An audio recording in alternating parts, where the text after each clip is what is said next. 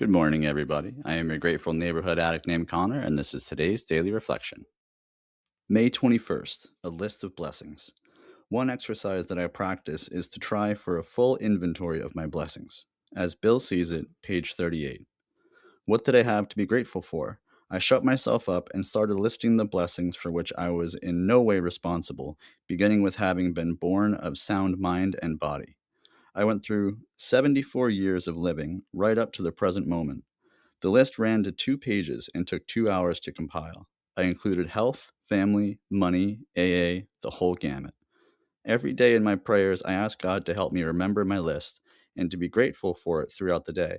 When I remember my gratitude list, it's very hard to conclude that God is picking on me.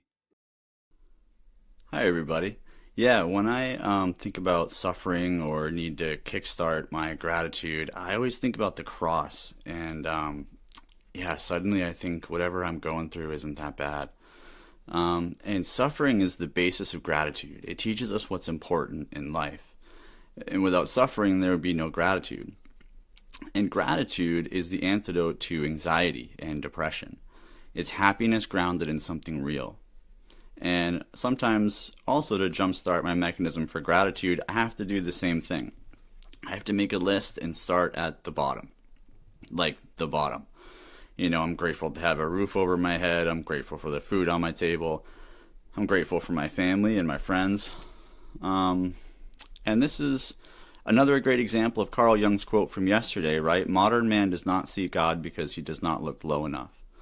And I used to think that quote was just about humility, but now I see it's about gratitude too. And that's something I pray for as well. I ask God to help me remember to be grateful, because it's easy to forget. And that's where my list like this comes in, to help me stay grounded and centered. Because gratitude says, what I have is enough. And that's what allows me to be present in the current moment without worrying about the future. Like what bills are coming up next month, the things I have to do tomorrow and by the end of the week, etc. Because I have enough for today. And instead of stressing about tomorrow, I can enjoy today and what I have and be happy. And that's what gratitude does. It gives you permission to be happy. And someone mentioned this idea today, and I found it fascinating.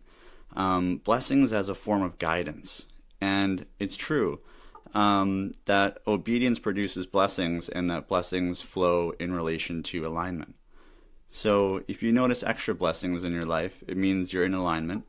And maybe you recently passed a test, or been giving and sharing your blessings with others, which is another great way to get more blessings to flow into your life. However, don't forget that God also blesses you simply because he loves you and he chooses to. And I believe it's those lesser blessings that often get overlooked.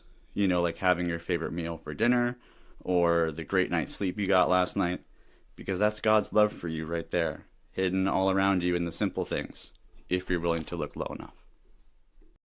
Thank you so much for listening today and for allowing me to be a part of your journey. I am your grateful neighborhood addict named Connor, and I'm wishing you another day gratefully sober. Until tomorrow.